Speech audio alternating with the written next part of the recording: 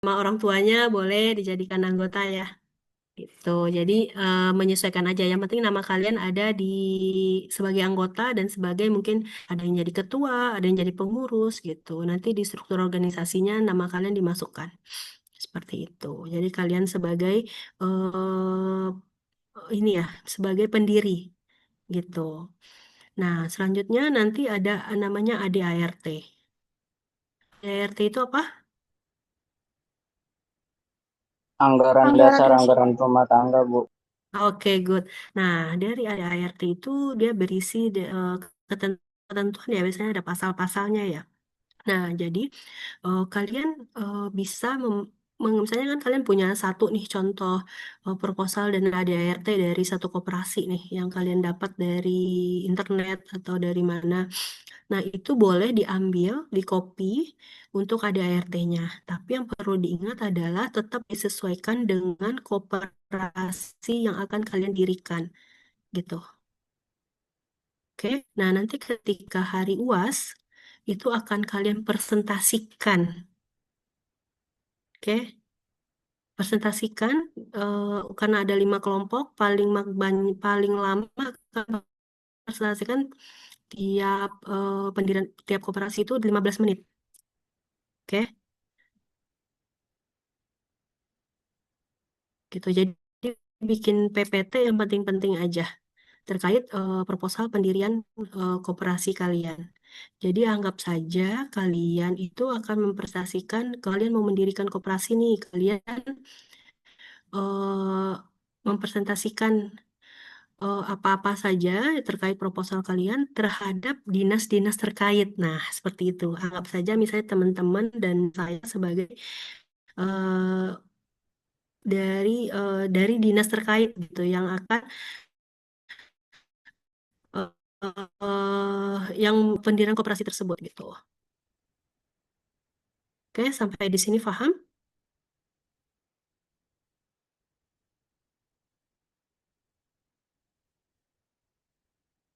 Ada yang mau Oh, bertanya lagi? Hmm, paham, Ibu. oke. Dan selanjutnya nanti kemarin kan saya nggak analis nama kelompok ya. Jadi nanti bisa di-share lagi. Kita ada grup ya. Oke, nanti di-share aja di grup ya. Nama kelompok sama terus untuk makalah dari presentasi udah dikumpulin semua kan? Itu ada di mana? Di link G Drive atau di mana?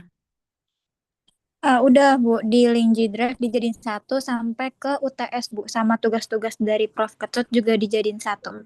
Nanti saya kirim Oke, ya, Bu. boleh di-share di sini. Oke, boleh share di grup ya. Oke, sampai di sini ada yang ingin bertanya lagi?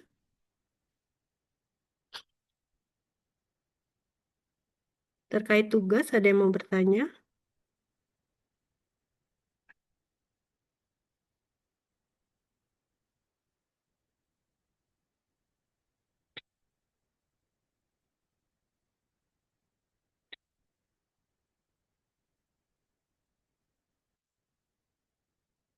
Oke, kalau nggak ada yang bertanya, bisa kita mulai dulu presentasinya ya.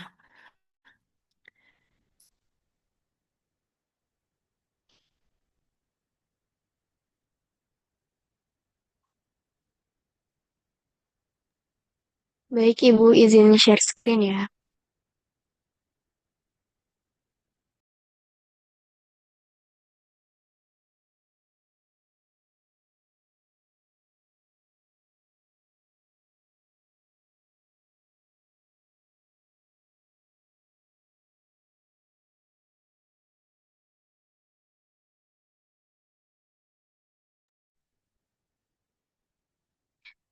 Assalamualaikum warahmatullahi wabarakatuh. Selamat siang, Ibu Ringga, Dwi Ringga Etwit Negara SPD MPDE. Dan selamat siang teman-teman semua. Di sini kelompok 6 izin mempresentasikan hasil diskusi kami mengenai sisa hasil usaha pada koperasi. Sebelumnya anggota kelompok 6 ada Satria Kurniawan, Herdiana Tantri, Mutia Nur Fadila, dan Cindy Rizkiani. Oke, untuk materi pertama akan dipaparkan oleh rekan saya. Baik, terima kasih Tantri. Untuk yang pertama, di sini kita akan bahas mengenai pengertian dan juga konsep dasar dari sisa hasil usaha. Di sini kami mengambil dua pendapat dari Rudianto, yaitu SHU merupakan selisih antara penghasilan yang diterima koperasi dengan beban yang dikeluarkan untuk memperoleh penghasilan tersebut. Nah, jadi jika pencatatan transaksi dalam suatu koperasi ini berjalan dengan baik, maka sisa hasil usaha setiap tahun itu berjalan eh, Berjalan biasanya tidak akan terlihat di neraca sebagai bagian dari ekuitas. Lalu menurut dari Satar, sisa hasil usaha ini adalah selisih dari seluruh pemasukan atau penerimaan total yaitu total revenue dengan biaya-biaya total dalam satu tahun buku. Next slide, Tantri. Lalu tujuannya itu SHU memberikan beberapa tujuan utama dalam konteks koperasi. Yang pertama adalah meningkatkan kesejahteraan anggota, di mana ini merupakan tujuan utama dari sisa hasil usaha yang membagi keuntungan yang diperoleh koperasi kepada para anggotanya secara adil. Lalu yang kedua ini meningkatkan permodalan dan juga pengembangan usaha. Sebagian dari SHU ini memang tidak dibagikan, melainkan dialokasikan untuk cadangan koperasi. Lalu yang ketiga ini mencerminkan kesehatan dan juga kinerja dari koperasi itu sendiri. Dan jumlah SHU ini diperoleh dari keberhasilan manajemen dan juga operasional koperasi dalam satu periode. SHU yang besar dan juga stabil ini menunjukkan koperasi tersebut sehat dan juga berjalan secara efektif. Terakhir adalah menciptakan keadilan. Pembagian SHU ini didasarkan kepada anggota sesuai dengan jasa usaha mereka, seberapa besar anggota itu berkontribusi dan modal yang disetor kepada anggota. Next slide. Fungsi SHU yang pertama adalah memberikan insentif bagi anggota. SHU ini berfungsi sebagai insentif bagi anggota untuk mereka itu lebih aktif dalam memanfaatkan layanan dan juga bertransaksi dengan koperasi. Lalu juga ada sumber cadangan koperasi. SHU ini wajib dialokasikan sebagai cadangan untuk menutup kerugian nanti di masa depan. Lalu ada alat pembinaan dan juga pendidikan terhadap karyawan ataupun anggota. Sebagian SHU ini dialokasikan untuk dana pendidikan dan juga pelatihan mereka. Lalu ada dana sosial, di mana SHU ini juga berfungsi sebagai sumber dana untuk keperluan sosial. Dan yang terakhir adalah pengukur efisiensi SHU yang dihasilkan dari kegiatan usaha koperasi mencerminkan tingkat efisiensi operasional, di mana koperasi yang efisien akan menghasilkan SHU yang jauh lebih besar. Pembahasan selanjutnya. Oh, masih.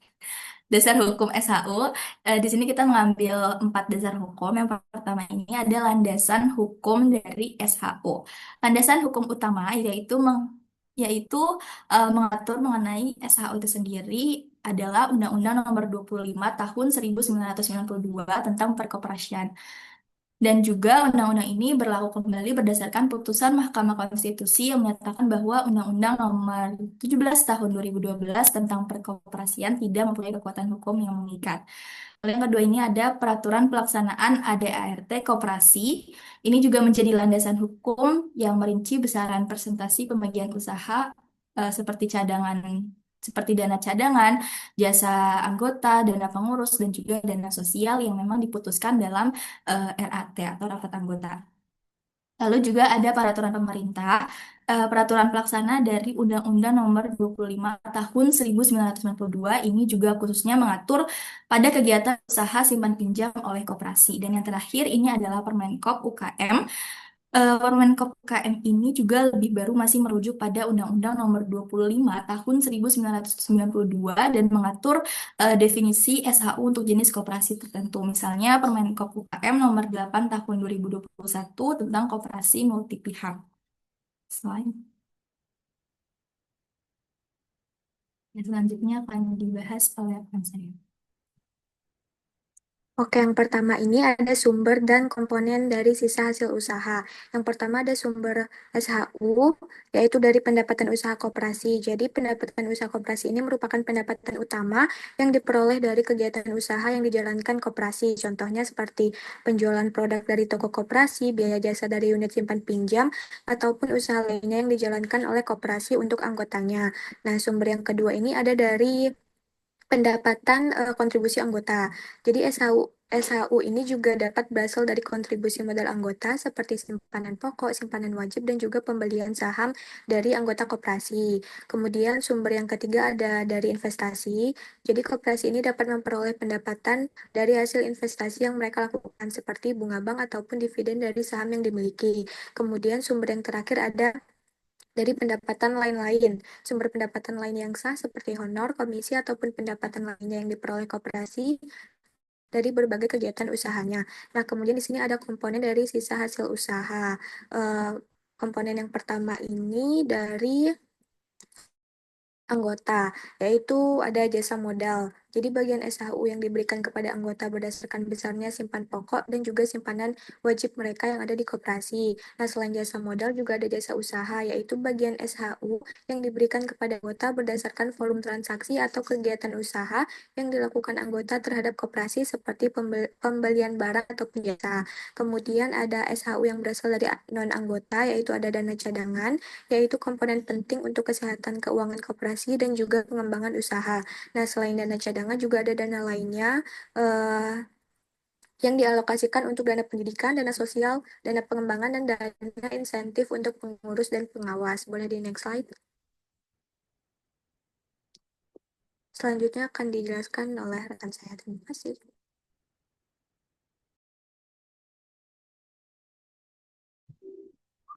Baik, mengenai prinsip dan mekanisme perhitungan SHU, yang dimana untuk menghitung pembagian SHU, sebelumnya diperlukan beberapa informasi dasar, seperti SHU total, yang yaitu SHU yang ada pada neraca atau laporan laba setelah pajak koperasi. Yang kedua yaitu transaksi anggota, kegiatan ekonomi yang dimana antara anggota dan koperasinya, seperti membeli dan menjual barang atau jasa. Yang ketiga, partisipasi modal, yaitu jumlah modal yang diberikan anggota kepada koperasi, seperti simpanan pokok, simpanan wajib, simpanan usaha, dan simpanan lainnya. Lalu ada omset, yang dimana adalah total nilai penjualan atau penerimaan barang dan jasa selama periode waktu atau tahun buku tertentu. Yang kelima, persentase SHU untuk simpanan anggota, yang merupakan bagian dari SHU bagian anggota dan dialokasikan untuk jasa modal anggota. Dan yang terakhir, persentase SHU untuk transaksi usaha anggota yang berasal dari SHU bagian anggota dan dimaksudkan untuk jasa transaksi. Boleh dilanjut? Lalu setelah kita dapatkan beberapa informasi sebelumnya, ketentuan-ketentuan pembagian SHU sebagaimana dijelaskan di bawah ini, yaitu rumus perhitungan SHU, yaitu SHU-A sama dengan JUA ditambah JMA, yang dimana keterangannya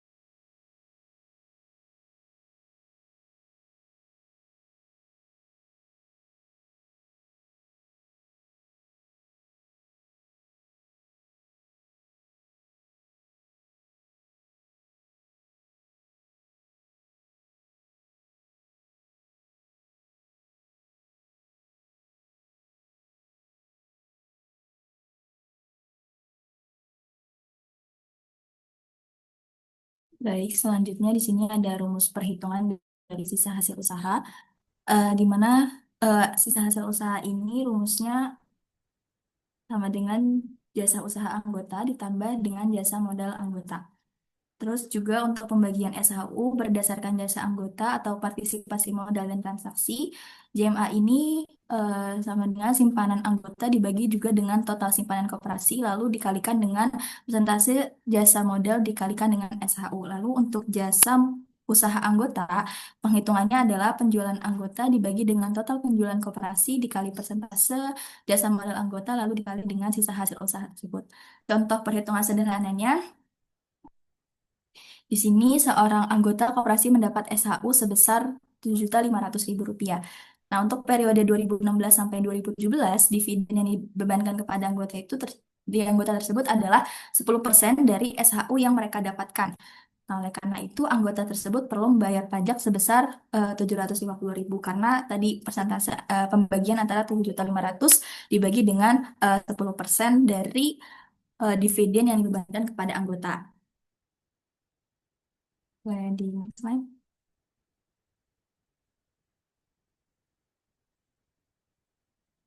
Boleh next slide. Dan selanjutnya akan dijelaskan oleh rekan saya. Pembagian sisa hasil usaha, yang dimana yang pertama bagi koperasi yaitu sebagai penguatan modal dan cadangan. Lalu yang kedua adalah daya tarik bagi anggota baru, dan yang ketiga sebagai efisiensi dan pertumbuhan usaha. Boleh dilanjut?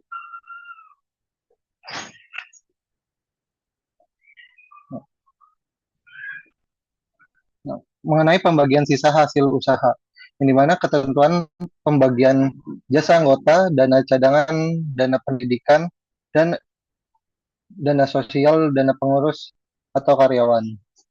Untuk lebih lengkapnya bisa dilihat di samping ini. Boleh dilanjut?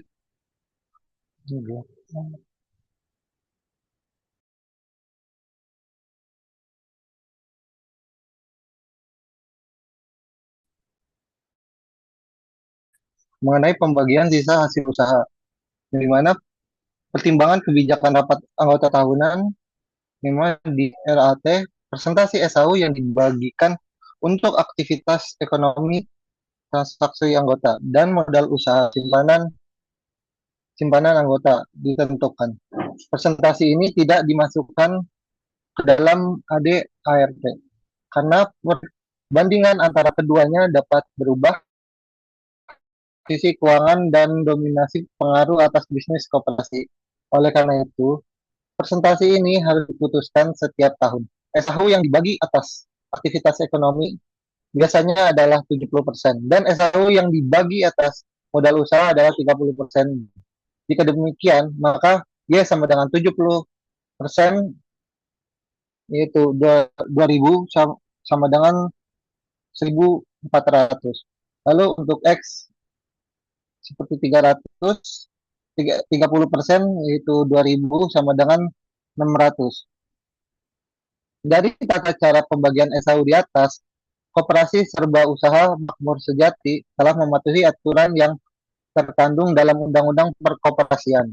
Dalam pasal 45 ayat 22 UU nomor 25 tahun 1992 dinyatakan bahwa sisa hasil usaha setelah dikurangi dana cadangan dibagikan sebanding dengan jasa usaha yang dilakukan oleh masing-masing anggota dengan koperasi, serta digunakan untuk keperluan pendidikan, perkoperasian, dan keperluan lain dan koperasi.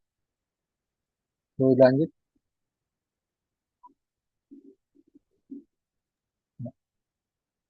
Mengenai faktor yang mempengaruhi besarnya SAHU, yaitu ada jumlah anggota, modal Oke, sendiri, selanjutnya akan modal saya luar.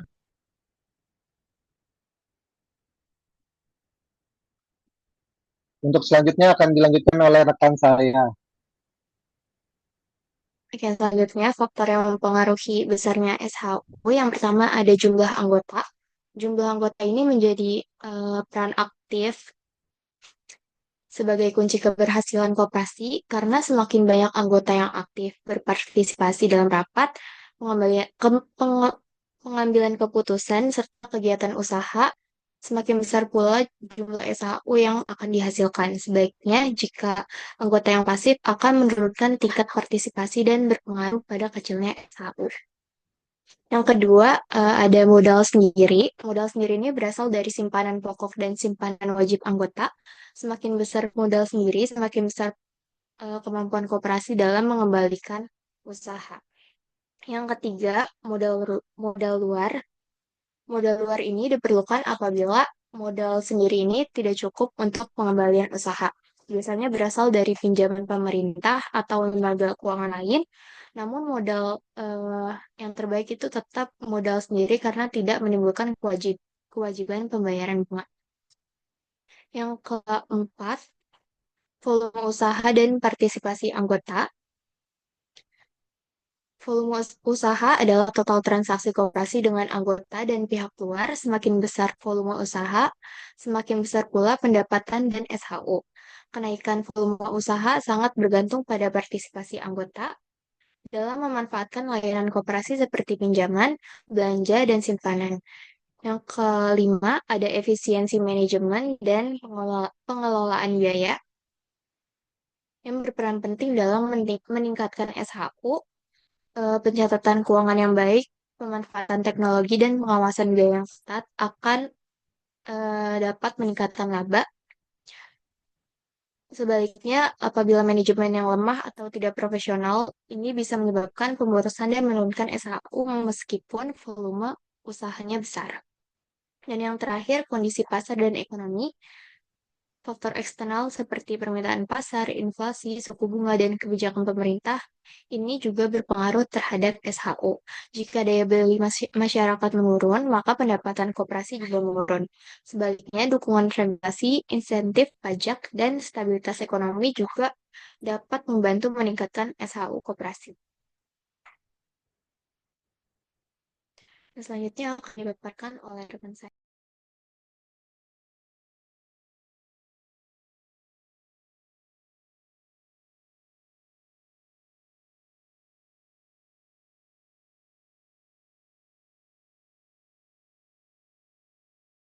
Baik, mengenai permasalahan dalam pengawalan SHU yang dimana ada 6, itu ada kurangnya transparansi dan akuntabilitas, lalu ada rendahnya partisipasi anggota, manajemen koperasi yang lemah, konflik dalam pembagian SHU, lalu ada ketergantungan pada unit usaha tertentu, dan yang terakhir adanya kurangnya pemanfaat teknologi. Boleh lanjut?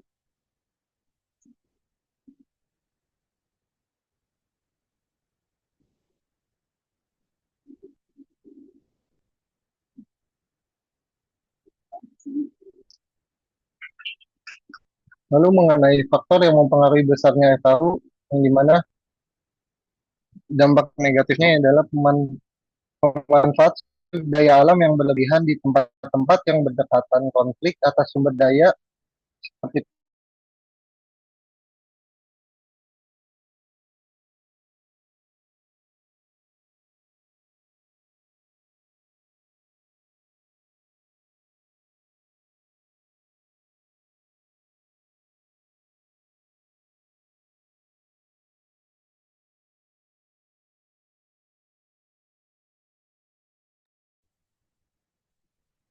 Ini sinyalnya yang jelek atau gimana ya?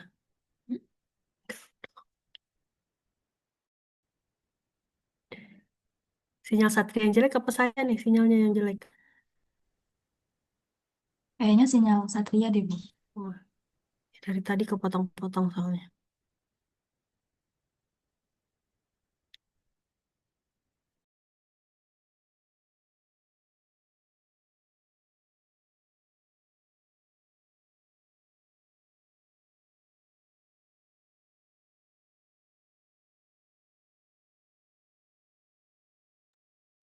Baik, untuk faktor yang mempengaruhi besarnya SHU, eh, di sini ada dampak negatifnya yaitu pemanfaatan sumber daya alam yang berlebihan di tempat-tempat yang berdekatan dan konflik atas sumber daya yaitu perikanan dan juga air dan kontaminasi yang tidak terkendali lintas batas oleh instalasi regional dan juga ketertinggalan pembangunan.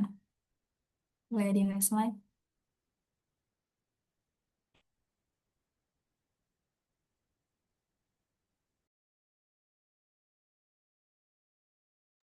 Selanjutnya akan dijelaskan oleh Cindy.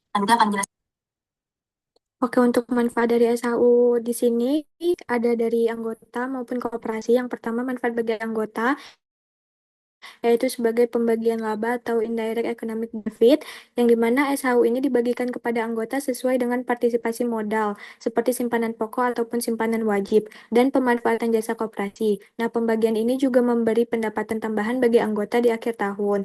Selanjutnya, sebagai peningkatan kesejahteraan ekonomi. Jadi SHU yang diterima menjadi kontribusi tidak langsung terhadap kesejahteraan anggota karena dapat digunakan untuk memenuhi kebutuhan lain. Jadi semakin besar SHU yang diterima, maka semakin besar nilai tambah ekonomi yang dirasakan oleh anggota. Kemudian yang ketiga ada harga layanan lebih murah atau direct benefit. Selain pembagian SHU, anggota juga merasakan tabungan pendapatan melalui harga layanan dan bunga pinjaman yang lebih rendah dibandingkan pesaing yang mendorong partisipasi lebih tinggi dan meningkatkan pendapatan bersih anggota. Selanjutnya ada manfaat bagi koperasi. Yang pertama sebagai penguatan modal dan cadangan. SHU yang tidak dibagikan menjadi cadangan koperasi, cadangan ini memperkuat ekuitas, meningkatkan kemampuan koperasi untuk memberikan layanan dan juga menjaga keberlanjutan usaha. Yang kedua, sebagai daya tarik bagi anggota baru. Kinerja SHU yang baik serta efisiensi biaya menjadi daya tarik bagi calon anggota dan mempertahankan anggota lama. Kemudian yang terakhir, efisiensi dan pertumbuhan usaha. Peningkatan SHU menunjukkan keberhasilan manajemen dalam mengelola usaha secara efisien sehingga koperasi dapat memperluas layanan, memperkuat struktur modal, dan juga dapat meningkatkan skala usaha. Boleh di next slide. Selanjutnya akan dilanjutkan oleh rekan.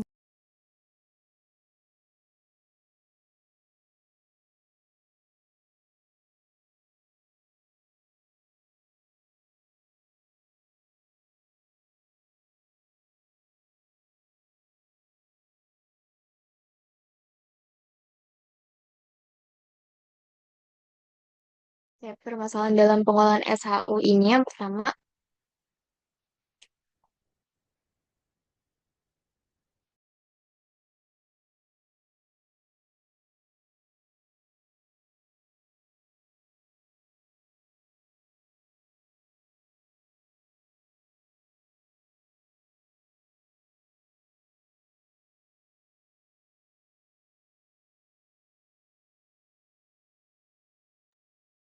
Dari di sini kita mengambil studi kasus dari menganalisis sistem pembagian SHU dalam perspektif ekonomi Islam yang diambil pada Koperasi Karyawan PT SAI Aceh.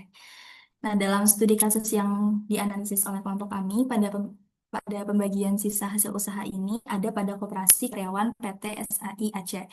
Nah, masalah utama dalam studi kasus ini adalah menganalisis dan juga menguji sistem pembagian SHU yang diterapkan oleh Koperasi Karyawan PT SAI Aceh dengan prinsip-prinsip ekonomi Islam, terutama terkait alokasi dan juga proporsi yang ditetapkan dalam anggaran dasar atau anggaran rumah tangga, yaitu ADART. Pembagian SHU total itu ditetapkan berdasarkan ADART dengan persentase utamanya adalah dana anggota sebesar 65%, dana cadangan modal sebesar 20%, dan dana pengurus, pengawas sosial, dan juga pengembangan itu sebesar 15%. Nah, sistem ini dianalisis itu menggunakan prinsip-prinsip syariah, yaitu dengan musyarakah, dan hasil dari permasalahan studi kasus ini adalah sistem pembagian SHU yang diterapkan oleh Koperasi Karyawan PT SAI Aceh dengan fokus utama pada kontribusi modalnya itu sebesar 80% telah sesuai dan juga sejalan dengan prinsip-prinsip ekonomi Islam. Dan juga penentuan rasio pembagian 80% ini berdasarkan modal dan juga 20% merata dianggap adil karena anggota yang menanggung resiko modal terbesar mendapatkan porsi hasilnya yang lebih besar. Nah, terdapat porsi merata yaitu 20% yang memenuhi aspek kebersamaan dan juga jasa keanggotaan. Boleh di next slide.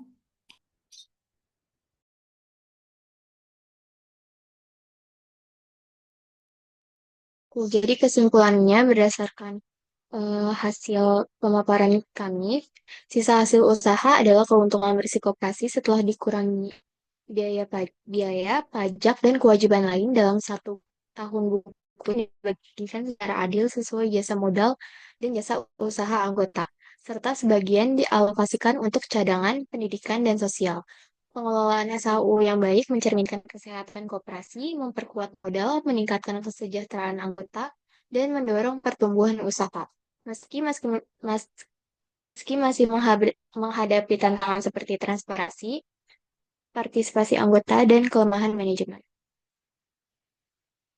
Oke, sekian presentasi dari kelompok 6. Apakah ada yang ingin bertanya?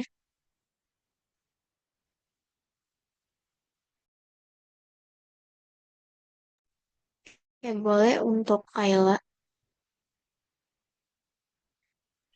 Oke, terima kasih Tantri. Mau nanya, kan dalam penyampaian materi tadi kan kalian sempat singgung bahwa salah satu permasalahan dalam pengolahan SAU itu kurangnya transparansi antara pengurus dan anggota.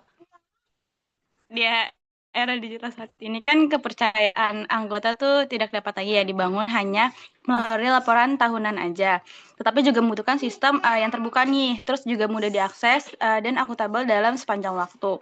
Nah, ada nggak sih kayak strategi apa, kayak strategi inovatif atau apa yang dapat diterapkan terhadap koperasi untuk meningkatkan transparansi ini? Gitu. Makasih Tantri.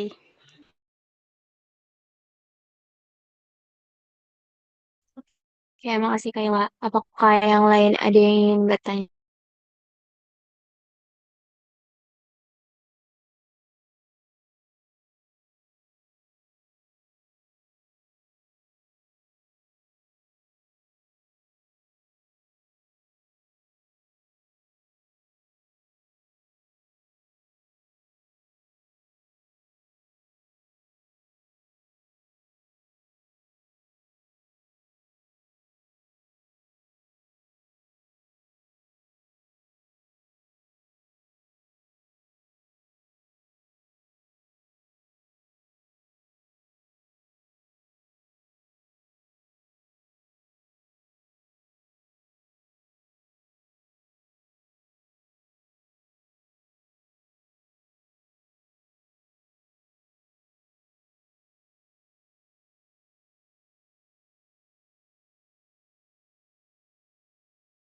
Ya, Tantri boleh izin bertanya nggak?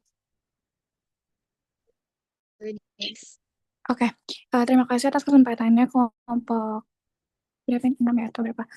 Izin bertanya, tadi kan di studi kasus dijelasin tentang pembagian dari SHU koperasi uh, SAI Aceh, di mana yang tadi dijelasin kalau misalnya sistem pembagian SHU-nya itu menekankan 80% berdasarkan anggota yang memberikan modal paling banyak dan 20% itu dibagi secara merata. Nah, menurut kalian, apakah pembagian SHU yang lebih besar ke kelompok atau anggota yang memberikan modal dengan presentasi 80% itu udah cukup gitu mencerminkan prinsip keadilan di koperasi, di mana kalau koperasi itu kan juga gak cuman SHU itu kan gak cuman memperhatikan dari modal yang diberikan anggota, tapi juga partisipasi. Nah, gimana untuk anggota yang ternyata dia tuh memberikan modalnya kecil, tapi partisipasi dalam kooperasinya itu tinggi gitu. Apakah itu sudah sesuai dengan prinsip keadilan dan menurut kelompok kalian bagaimana analisisnya? Mungkin itu. Terima kasih. Ya, terima kasih dia atas pertanyaannya. Apakah teman-teman ada yang ingin bertanya lagi?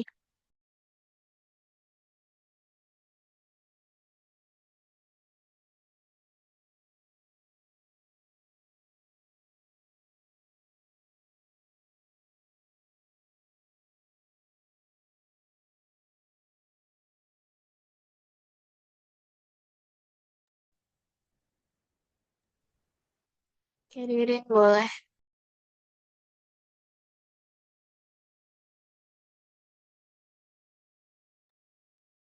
Oke, baik. Terima kasih buat itu.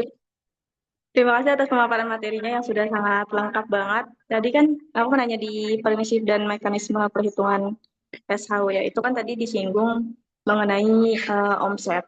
Nah, jadi aku nanya kalau misalkan kalau omset koperasi itu ditetapkan berdasarkan apa sih? Terus kalau misalkan ternyata terjadi penurunan nih, kira-kira koperasi harus bagaimana gitu? Mungkin itu aja sih. Terima kasih. Oke, makasih Ririn atas pertanyaannya.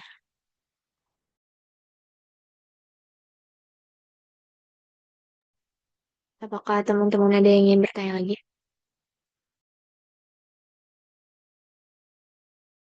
Sepertinya sudah cukup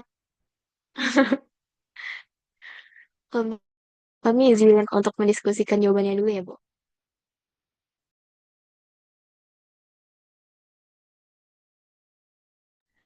Oke, selagi kelompok 6 em, ini ya berdiskusi ya, saya juga ada lagi mau menambahkan terkait UAS ya.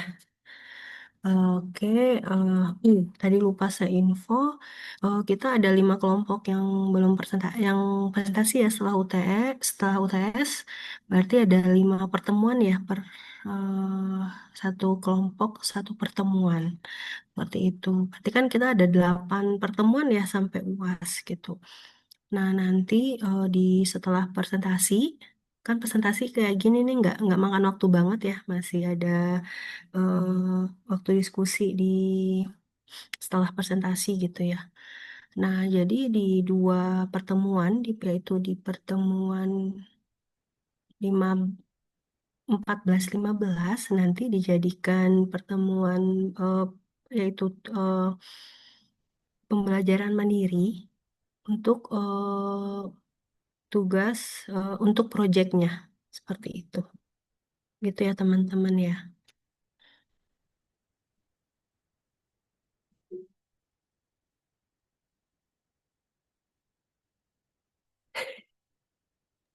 Ibu, sebelumnya mau izin nanya, Bu.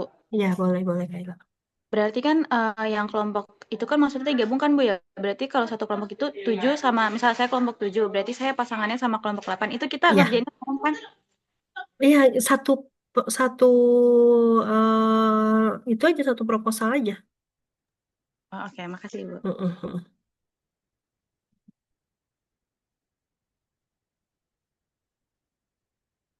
Nah, di sini berarti ada banyak ya anggotanya ya antara 7 sampai 8 ya. Jadi diharap kerjasamanya, pembagian tugasnya juga harus ada ya gitu. Jadi jangan sampai nanti cuma nebeng nilai doang gitu ya.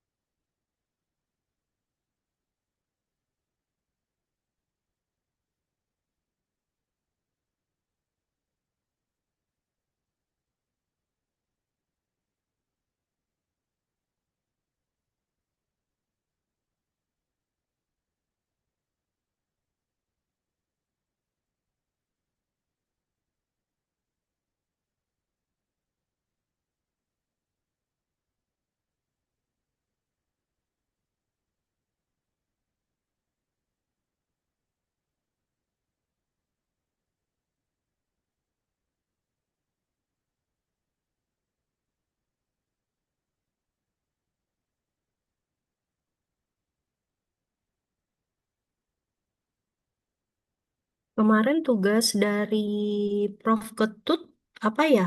Karena saya nggak dapat informasi nih. Kalau untuk tugas itu tugas individu gitu Bu. Jadi kita jawab soal sebelum UTS. Jadi kayak latihan UTS gitu Bu. Itu Kayak, soalnya itu kayak mereview kelompok mana yang bagus dan mereview satu-satu tuh kita bikin pertanyaan gitu Bu dan jawabannya juga sama solusi gitu. oh gitu, UTS-nya soalnya sama? Enggak, beda. Kalau UTS soalnya beda Bu. Oh gitu.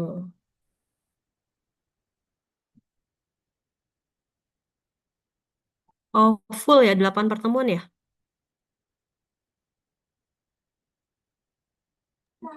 Sebelum UTS itu kita nggak Zoom Bu, tapi menyelesaikan tugas itu, tugas individu Oh, sebelum UTS. oke, oke. Berarti ada satu pertemuan yang ini ya, mandiri ya? Hmm, Betul Ibu. oke.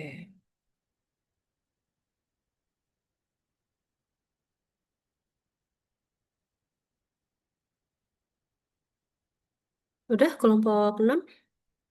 Sudah, Ibu.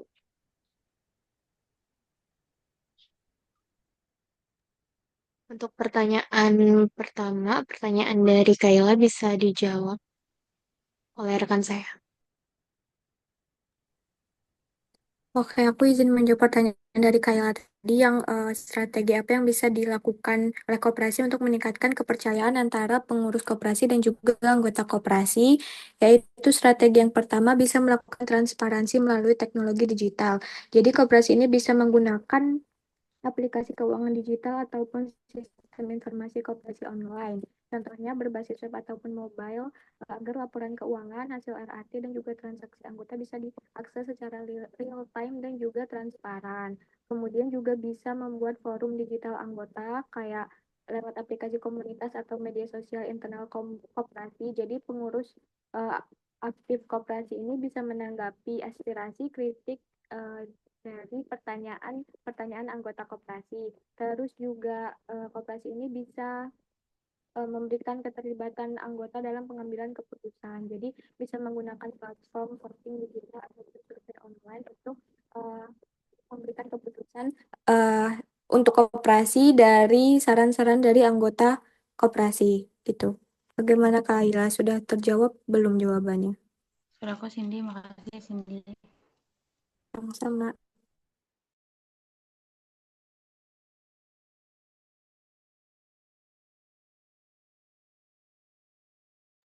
Oke, yang selanjutnya pertanyaan dari Dias, boleh dilanjut.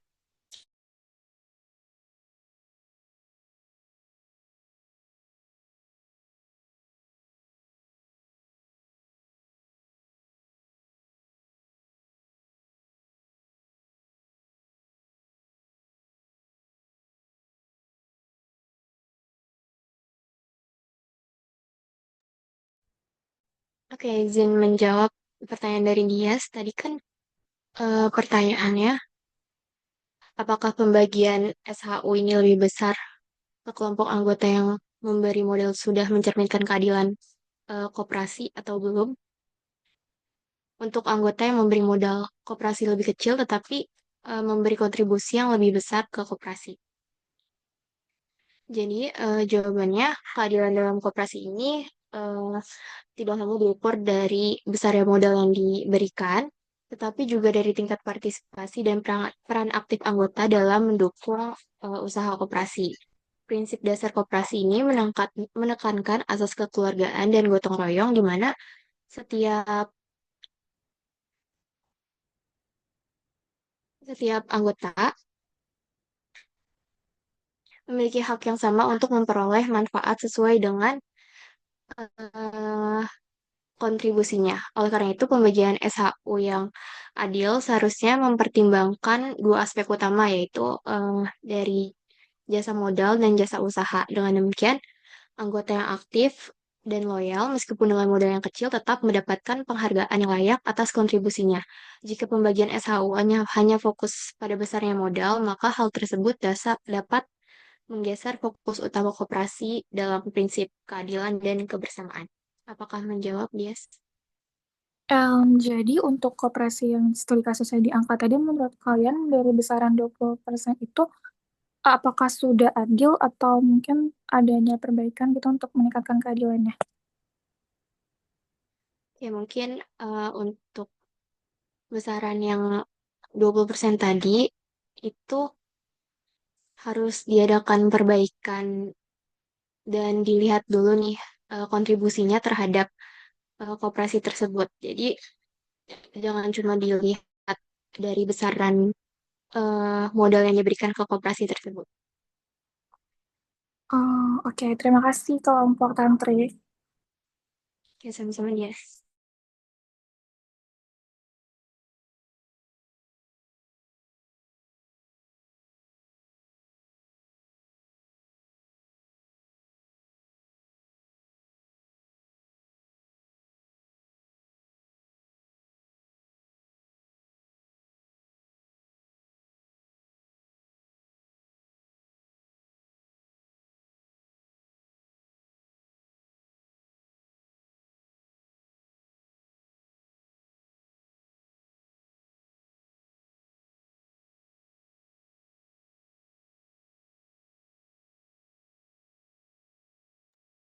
Oke, pertanyaan selanjutnya boleh dijawab, teman-teman.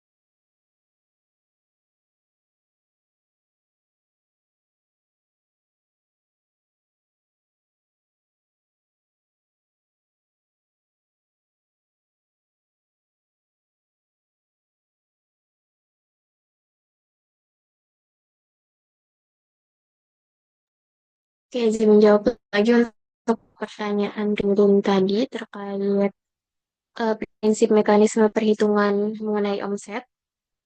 Kalau omset koperasi ditetapkan berdasarkan apa, dan kalau terjadi penurunan, koperasi harus bagaimana? Jadi, omset koperasi ini dihitung dari seluruh pendapatan usaha yang diperoleh dalam satu periode, baik dari transaksi dengan anggota maupun non-anggota, termasuk dari hasil penjualan, jasa, dan investasi. Data omset ini diambil dari laporan keuangan resmi dan disahkan melalui RAT sebagai bentuk transparansi dan akuntabilitas.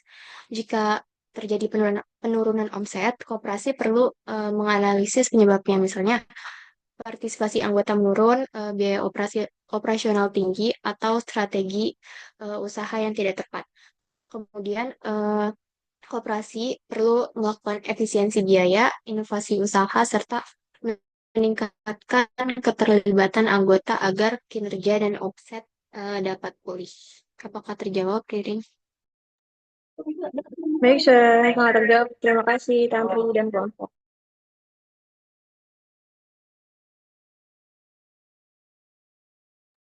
Oke, terima kasih, Ririn.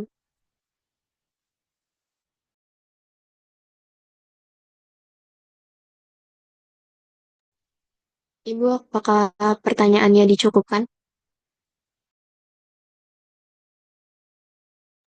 Ya boleh ditutup aja dulu. Sekian presentasi kelompok 6 mengenai sisa hasil usaha. Kurang lebihnya mohon maaf. Wassalamualaikum warahmatullahi wabarakatuh. Saya ke Bu Ringga.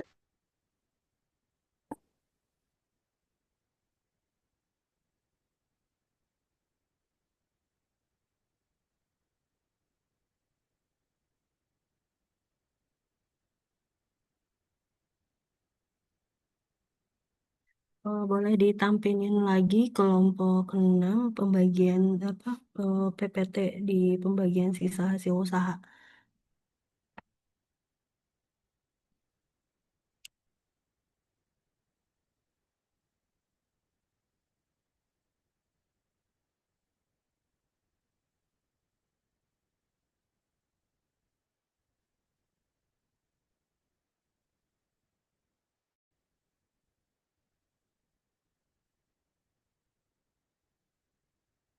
Oke.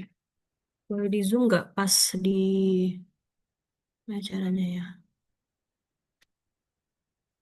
Bisa nggak di... Oke.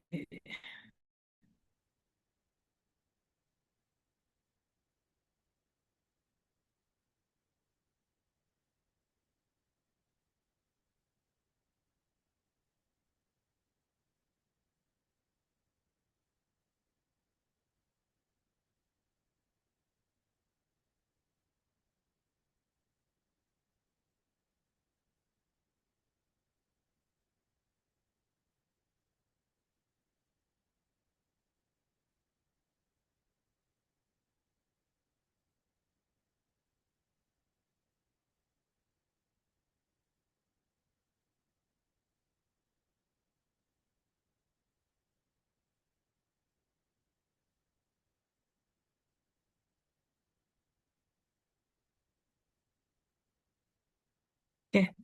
Oke. Jadi gini. eh, setiap anggota apakah SHU-nya akan diterima sama? Beda-beda, Bu. Oke, tergantung apa? Tergantung dari. Partisipasi dan modal yang dia berikan ke koperasi tersebut. Oke, dari partisipasinya ya. Misalnya, kalau kita ngitung nih, dari kalau simpanan pokok, simpanan pokok kan didapat di awal ya. Berarti kan semua orang sama ya, dapat setiap anggota sama. Nah, simpanan wajib sama nggak? Semua anggota mempunyai kewajiban yang sama atau beda? Kalau simpanan wajib. Eh, izin menjawab Bu, kalau simpanan wajib itu dia sama, tapi ditentuinnya per periode, Bu. Oke, berarti misalnya, oh, yang berbeda adalah misalnya nih,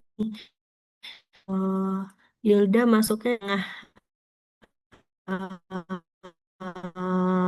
tahun periode ya, kita itu di misalnya 2025, berarti bisa jadi nih kalau dia sama Hilda nih